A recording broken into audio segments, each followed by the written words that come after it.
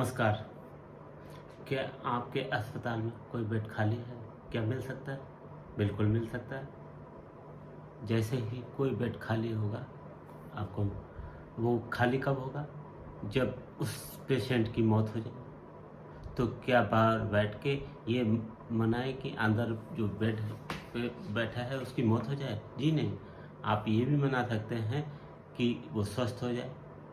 जब बेड मिल गया तो उसके बाद फिर वही सवाल, क्या इस पेशेंट को आईसीयू में शिफ्ट नहीं किया जा सकता?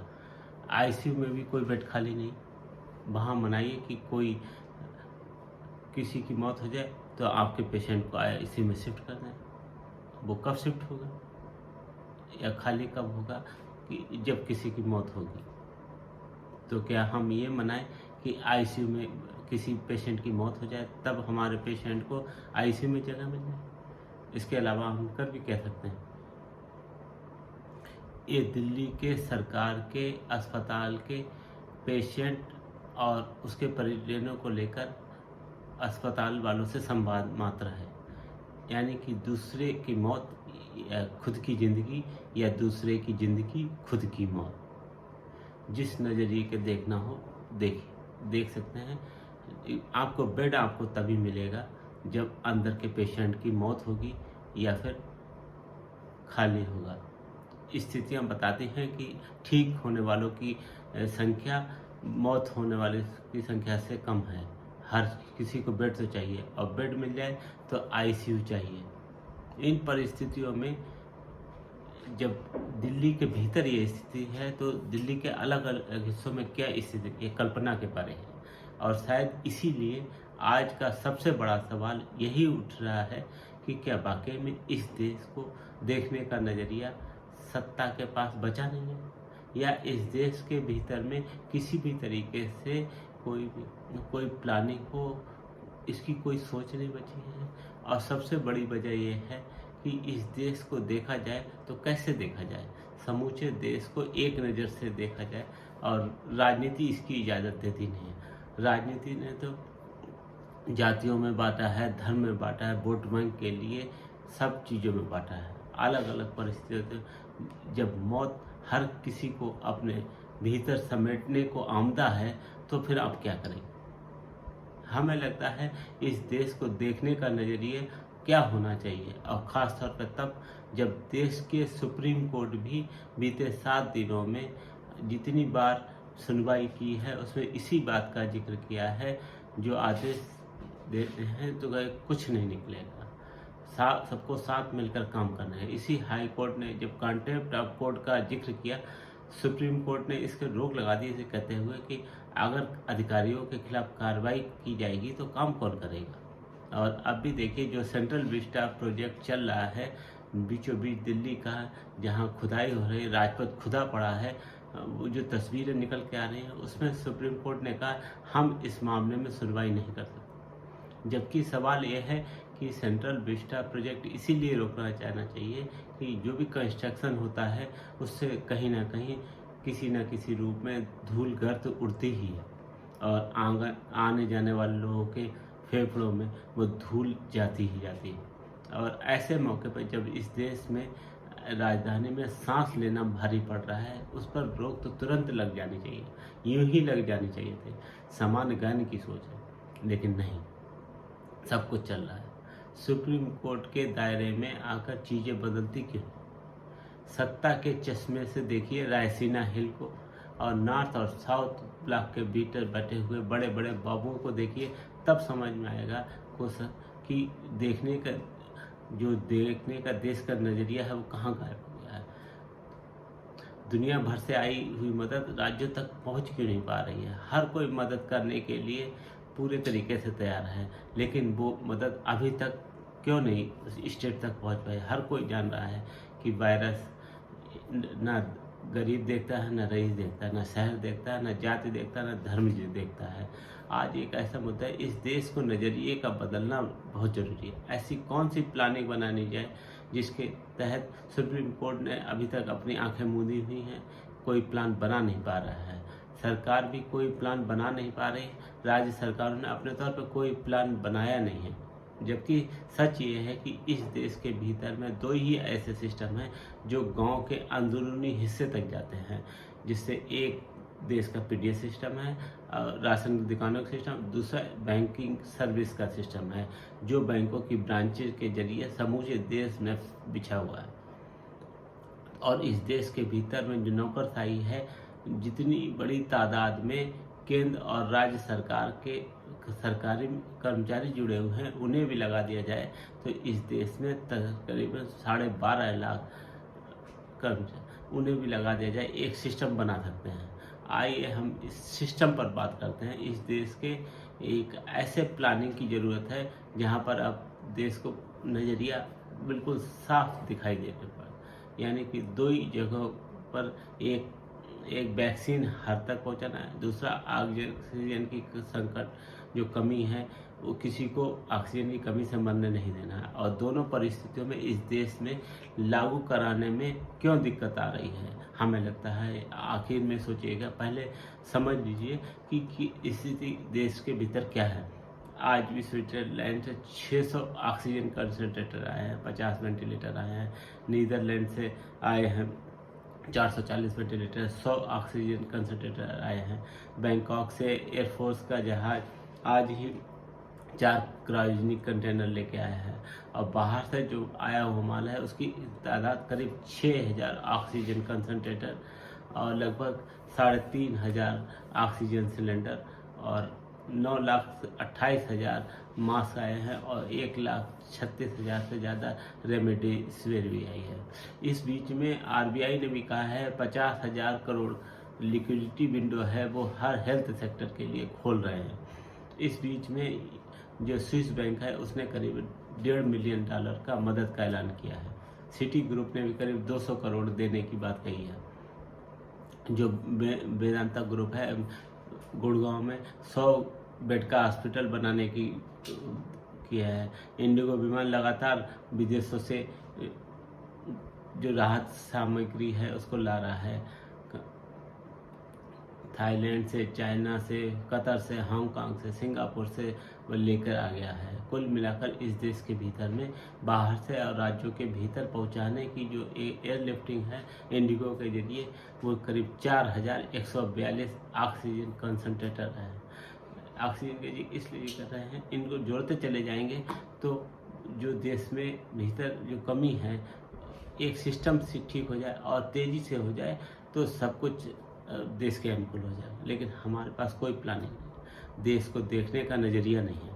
इसीलिए देश के 16 हाई कोर्ट ने अलग अलग तरीके से मामले चल रहे हैं। हर राज्य सरकार अपने तौर पर कुछ कहती है कि पिटीशन देना, अपने तौर पर कुछ कहता है।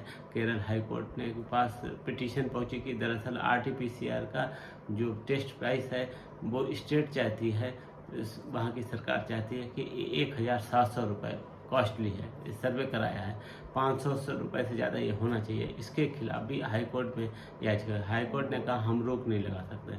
तो स्टेट गवर्नमेंट ने अपने तौर पे उन्होंने सर्वे करके ये प्राइस तय किया।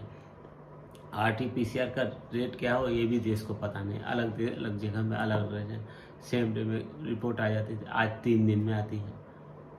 वैक्सीनेशन अलग अलग प्राइवेट हाथों में अलग अलग कीमत वसूली जा रही है, तो कितनी भी कीमत हो सकती है। प्राइवेट अस्पतालों में 250 रुपये में, कहीं 500 लिए जा रहे हैं, कहीं 900, कहीं 2000, कितने भी लिए जा रहे हैं, लेकिन कोई रोक नहीं। जो मेडिसिन की अवेलेबिलिटी है उसको भी लेकर हाई कोर्ट ने सारे मामले अलग अलग तरीके से पहुंचने और राहत देने में, जैसे गुवाहाटी हाई कोर्ट में कहा गया 18 साल से नीचे के बच्चे हैं उनको आप कैसे वैक्सीनेट करेंगे, जो 18 से 21 साल के हैं उनको कैसे वैक्सीनेट करेंगे। ये भी यानी इस देश के भीतर में जितने हाई कोर्ट हैं वो वहाँ सुप्रीम कोर्ट के अंडर में हैं, वो अपनी चिंता तो व्यक्त कर रहे हैं लेकिन वो कुछ करने की स्थिति में नहीं है। ये मानकर चल रही है कि आदेश दे दिया, जो भी चला आ रहा है वो भी तहस नहस हो जाएगा। हमें लगता है जब हम इस बात का जिक्र करना चाहते हैं इस देश के भीतर में समझने की कोशिश कीजिए, तब उसमें ऑक्सीजन का जिक्र से शुरुआत करते हैं। इस देश के भीतर में प्रतिदिन ऑक्सीजन का उत्पादन जो है लगभग 7,000 200 मीट्रिक टन है। इसके अलावा जो स्टॉक रहता है एफसीआई में जैसे अनाज पड़ा रहता है, उसी टाइप का जो स्टॉक रहता है उनको स्टोर किया जाता है, वह भी बड़ी तादाद में है। वो 50,000 मीट्रिक टन के से लेकर 1 लाख मीट्रिक टन है, वह भी है अलग अलग जगहों पर। हर जगह अलग अलग 500 से ज़्यादा जो फैक्ट्रियां हैं जहां पर हवा से ऑक्सीजन को अलग करके उसको शुद्ध करके लिक्विड ऑक्सीजन बनाई जाती है, और क्रायोजेनिक गैस की तरह उसका टेम्परेचर -183 डिग्री होता है, और इसी को सिलेंडर या टैंकर के जरिए ले जाया जाता है। अस्पतालों के पास अपने टैंकर होते हैं, वो उससे ट्रांसफ़र करते हैं और वो ऑक्सीजन सप्लाई करते हैं। सवाल यह है कि इस देश के राउरकेला हल्दिया में देखिएगा, वहाँ भी स्टील प्लांट में भी ऑक्सीजन है। कहाँ ले जाना है, कैसे ले जाना है, एक टैंकर को भरने में 2 घंटे लगते हैं। उसके इस टैंकर को कहीं ले जाकर खाली करना है, उसमें वक्त लगता है। 40 किलोमीटर प्रति घंटे की रफ्तार से चलता है ट्रक, उसको रेलगाड़ी में ले जाता है तो थोड़ा जल्दी पहुंच जाएगा। ये बातें एक सिस्टम नहीं है। इसीलिए दिल्ली का रोना है कि उसको निर्धारित जितनी ऑक्सीजन है आज उतनी भी नहीं मिले। अब पश्चिम बंगाल में ममता बनर्जी ने भी ले पत्र लिखा है, जितनी हमें ऑक्सीजन चाहिए उतने मिले, 550 मीट्रिक टन चाहिए उतने मिले।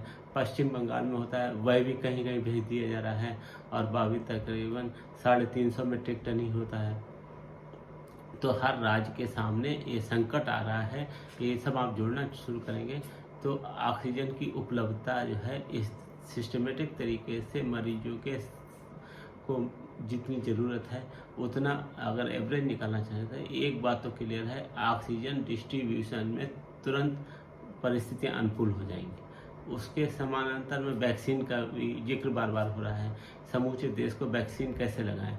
आज की परिस्थिति ये है कि आप एनसीआर के इलाका में देखिए, सब जगह आप जाएंगे तो वहाँ पे जो सिस्टम बनाया गया है वहाँ पर रजिस्ट्रेशन करा के आप वहाँ जाएंगे तो वहाँ पे आपको उपलब्ध ही नहीं है वैक्सीन। जहाँ उपलब्ध है कर वहाँ पे भीड़ लगी हुई है। उन अस्पतालों में जाइएगा जहाँ आपको रहे कहीं आपको कोविड ना हो जाए। लेकिन सिस्टम इस रूप में देश के नज़रिया क्या होना चाहिए ये डेवलप हुआ ही नहीं है। हमें लगता है इस देश के भीतर में सही मायने में आज़ादी के बाद से धीरे धीरे कोई सिस्टम बना ही नहीं। 2 चीज़ें सही बनी हैं, एक राशन सिस्टम, गांव के भीतर छोटे से गांव में भी राशन की दुकान मिल जाए। दूसरा, बैंकों की जो छोटे ब्रांच हैं वो पूरे देश में फैले हुए हैं। सवाल यह है कि वैक्सीनेशन को लेकर क्या आप इन दोनों को ये यूज करके आप हर जगह पहुंच सकते हैं। इस देश में 5.5 देश में राशन दुकान है, 88,442 बैंकों की ब्रांचें हैं, सरकारी बैंकों की ब्रांचेस हैं। जो एटीएम है वो 2 लाख से अधिक एटीएम है पूरे देश में, उससे ज़्यादा ही है। सवाल यह है कि सेंटर जो वैक्सीन को बनाना चाहते हैं, अगर डॉक्टर्स की मौजूदगी में आप देना चाहते हैं, इस देश के भीतर में 12.5 लाख डॉक्टर्स हैं। उन 12.5 लाख डॉक्टर क्या उपयोग, किस रूप में उपयोग हो रहा है, ये सरकार के पास कोई डाटा है। और इस देश के भीतर में जब हम आपसे जिक्र कर राशन दुकान कर राशन जब देखेंगे कि ज़िले के तौर पे, पंचायत के तौर पे किस तरीके से आप पहुंचेंगे वहाँ पर, तो उसका उसी रूप में आपको चाहेंगे। एक सरसरी निगाह से देखेंगे जो इस देश के भीतर में 30 लाख इलेक्टेड रिप्रेजेंटेटिव हैं जो ग्राम पंचायत, ब्लॉक पंचायत और जिला पंचायत स्तर पे हैं। भारत में करीब कुल 53,000 ग्राम पंचायत सीट हैं। अगर इस वायरस को लेकर ये मान लिया गया है कि अमीर गरीब नहीं देखता है, शहर गांव नहीं देखता है, गांव में स्थिति फैलेगी और नाजुक हो जाएगी, तो आपको ग्राम पंचायत लेवल तक जाना होगा। ये संभव नहीं है कि आपकी प्राथमिक स्वास्थ्य केंद्र जो कि ग्राम पंचायत के दायरे में भी नहीं आता है, उस देश के भीतर में जितनी बड़ी तादाद में ग्राम पंचायत हैं उसका लगभग 30 से 35% प्राथमिक स्वास्थ्य केंद्र भी कवर नहीं करता है। इससे काम नहीं चलेगा। इसका मतलब है वैक्सीन देने के लिए आपको प्लानिंग के साथ जाना होगा और इसके डिस्ट्रीब्यूशन के लिए आपको मैनेजमेंट करना पड़ेगा और उसके लिए आपके पास स्ट्रेंथ है, आपके पास स्ट्रेंथ नहीं, ऐसा नहीं है।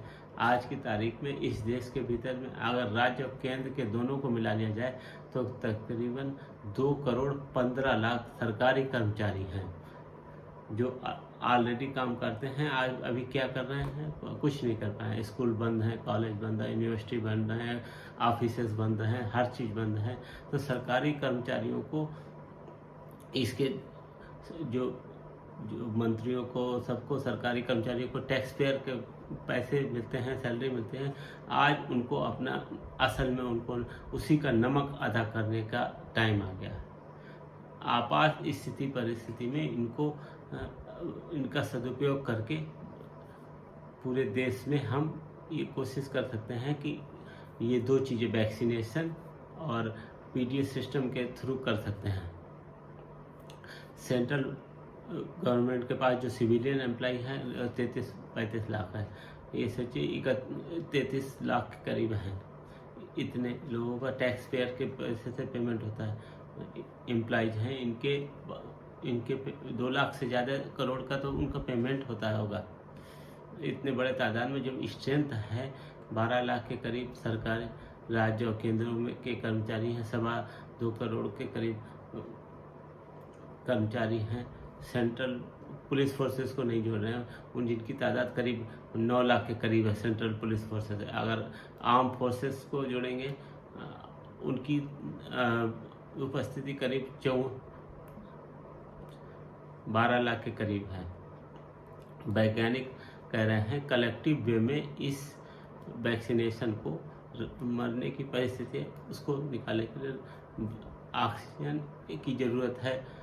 जो आपके पास पूरी स्ट्रेंथ है सरकारी कर्मचारियों की, जो पूरी स्ट्रेंथ है डॉक्टर्स की है, रजिस्टर्ड डॉक्टर हैं, आपके पास जो स्ट्रेंथ है अलग अलग बैंकों के एटीएम्स को लीजिए, सारे एटीएम्स को आप एक झटके में तब्दील कर दें वैक्सीनेशन सेंटर में, यहाँ वैक्सीनेशन होगा।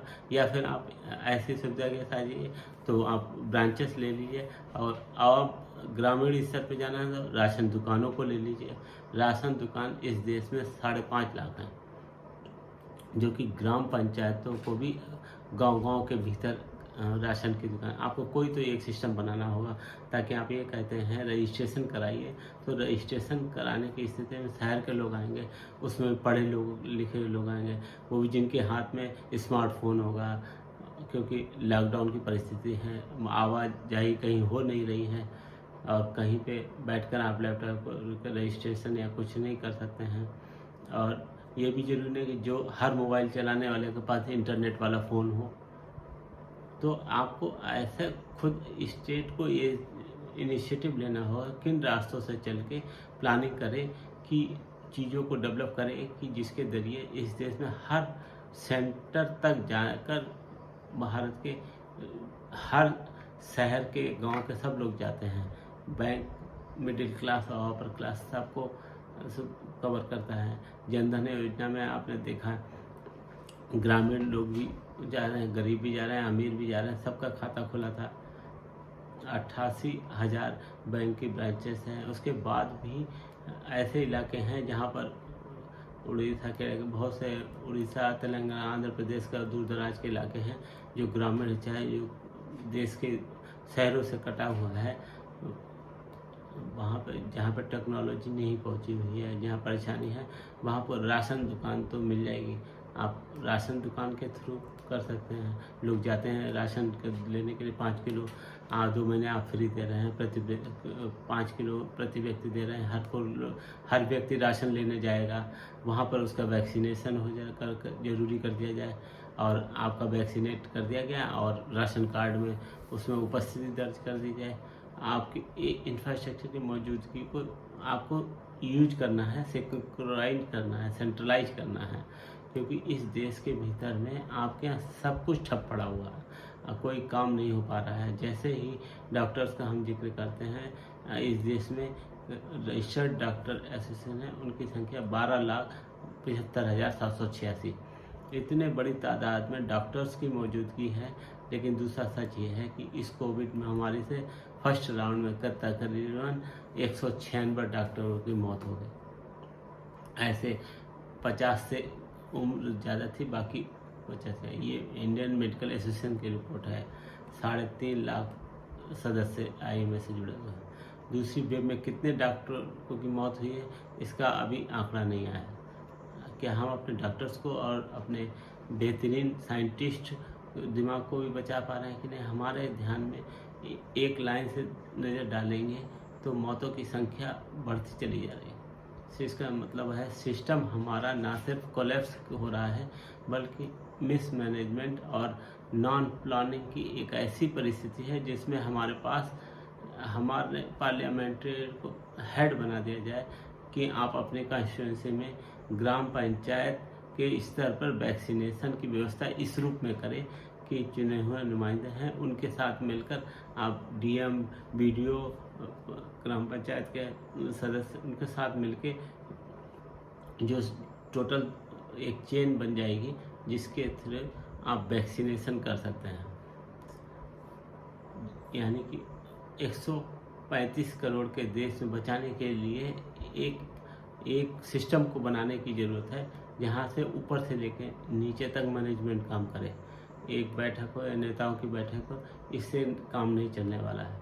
आज हाई कोर्ट में कहा जा रहा है कि चीफ सेक्रेटरी है की मीटिंग में कि उसमें जानकारी दी गई, हर जगह जान के बैठक कर रहे हैं, उसमें विचार करने की कोशिश कर रहे हैं। आपके पास जो स्ट्रक्चर बना हुआ है, जो राशन की दुकान में लोग जाएंगे और जो किसान सम्मान निधि है उसका पैसा लेने जाएंगे बैंकों में बार बार कि हमने इतने 9 से 9.5 करोड़ लोगों को हमने किसान सम्मान निधि नहीं है। तो अगर किसान सम्मान निधि बैंकों में जाता है, उनके खाते में जा रहा है, पैसा निकालेंगे वहाँ पे जाएंगे और उनका वैक्सीनेशन वहाँ पे कर दीजिए। और पैसा निकालेंगे तभी निकालेंगे जब आप वैक्सीन लगवाएंगे। वैक्सीनेशन आप वहाँ पहुँचाने की दिशा में आपको कार्य करना होगा। अब ये सवाल है दुनिया भर की तमाम चीज़ों के साथ बात करके अभी क्यों नहीं कांटेक्ट कर पाए कि आपको वैक्सीनेशन मार्केट में आ जाए और जो पैसे से लगाना चाहे पैसे से लगाएं और बाकी लोग जो जिनके पास नहीं है तो फ्री में जो वैक्सीन लग रहे वहाँ से लगवा लें। अपने तौर पर अभी भी मैनेजमेंट उस हिसाब चीज़ों को नहीं चला पा रहे हैं। इसके बाद आइए जो नौकरशाही है वो भारत को हमेशा नौकरशाही चलती है। करीब 6,500 IAS इस देश में हैं। आज के 6,500 IAS क्या कर रहे हैं? इनको भी कमांड दे दी जाए 6,500 भागों में इस देश को, हर IAS के दायरे में इस देश के भीतर में सेंट्रल में डेपुटेशन में उसकी भी संख्या भी करीब 1,500 के करीब आती है इस पर। और लगभग अलग अलग कैडर से आए हुए होते हैं, जैसे ये बिहार कैडर से 38 IAS हैं और 74 IAS को बिहार कैडर के हैं।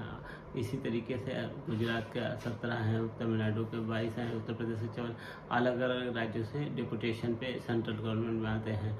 इन राज्यों को अगर IAS के दायरे में आप मेंटेन करना भी चाहते हैं तो पॉलिटिशियन हैं, IAS हैं, इनकी निगरानी में रखें। उसके नीचे आइएगा जो दूसरे अधिकारी हैं, वो पंचायत लेवल तक चुनाव लड़ाने के लिए इस देश में चुनाव कराने के लिए झोंका जा सकता है शिक्षकों को। ये भी खबर आया थी कि 700 से ज़्यादा शिक्षकों की मौत इस इलेक्शन के कराने में हो गई।